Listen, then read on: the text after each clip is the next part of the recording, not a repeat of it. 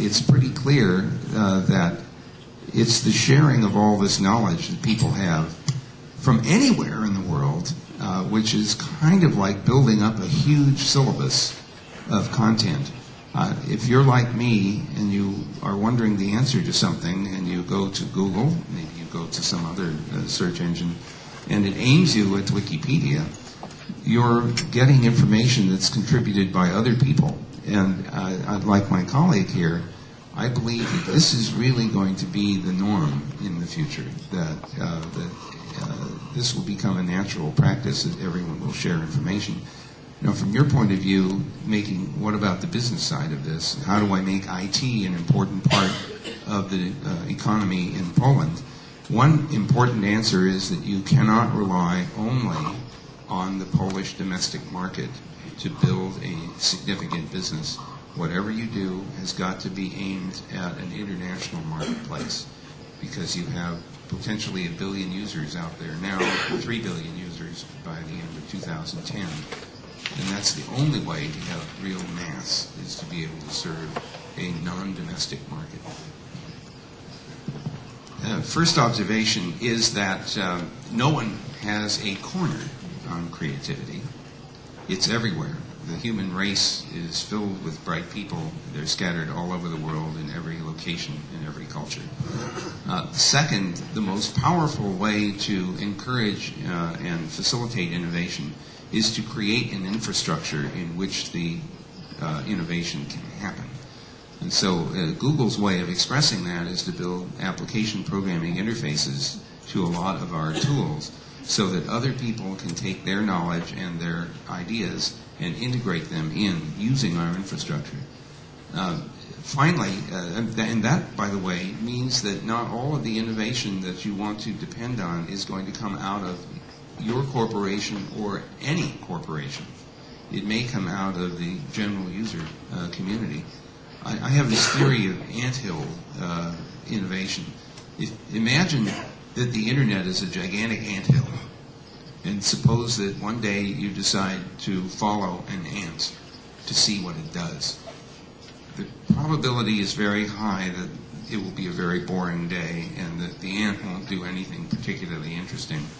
On the other hand, if you could follow all 1 million ants in that day, 2 or 3 of them might actually discover something quite interesting, which it would bring back to the anthill. The internet is like that. There are millions of ants crawling around trying things out. Most of these never work out and never turn into anything, but something happens every day, that an invention happens, and some of them catch fire, like some of the more popular companies that have arisen out of the network. So I think this fostering of innovation means the creation of opportunity to innovate. And I hope that I speak on behalf of a lot of people in the room. I'm the user of Google. I'm the user of Google Earth. And my question is quite simple. Why the pictures in the Google Earth are so outdated? From my perspective, just to give you the example, when I'm watching my house, which is quite an interesting thing to do, or the places I'm visiting, And I just had a look, on the home of my friend, He lives in that home since 5 years, but on Google Earth is still under construction, Okay, there is something in the United States called April Fool's Day. It happens on the 1st of April. I was dying to animate the Google Earth images artificially to make it look like we were getting real-time imagery. Then I thought maybe that would be a really bad idea, so we didn't do that.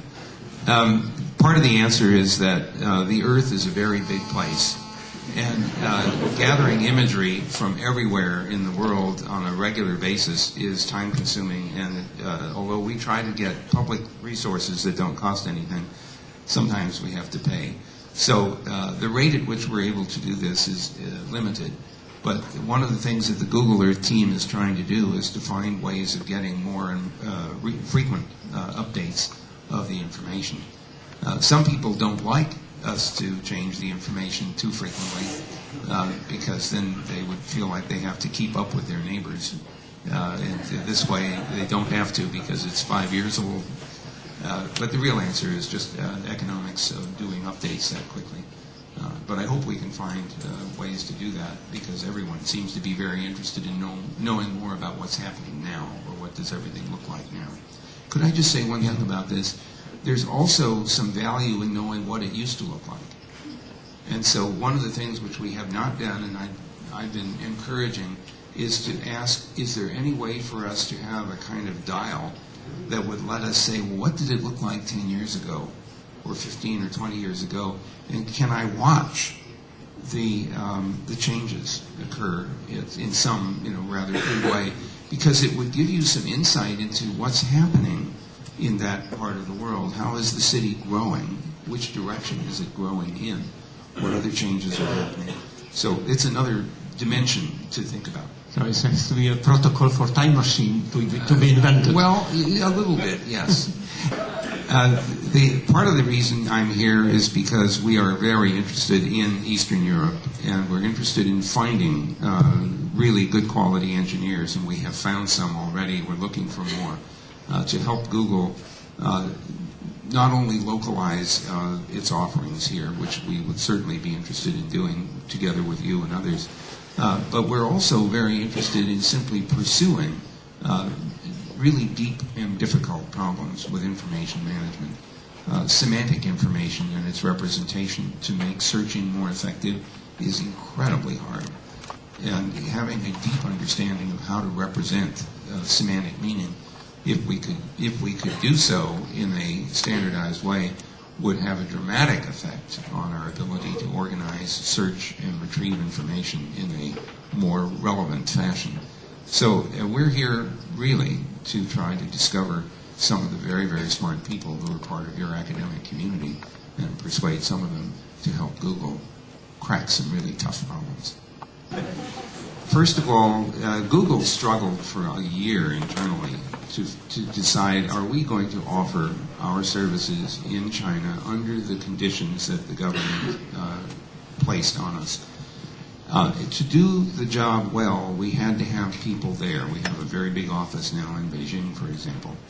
And we, of course, didn't want to break the law there, because if we did and we had people there, they would end up suffering the consequences. The end of the debate was that we thought we would do the Chinese people more good by being there, even if we had to restrict some of the information we were permitted to show from the search.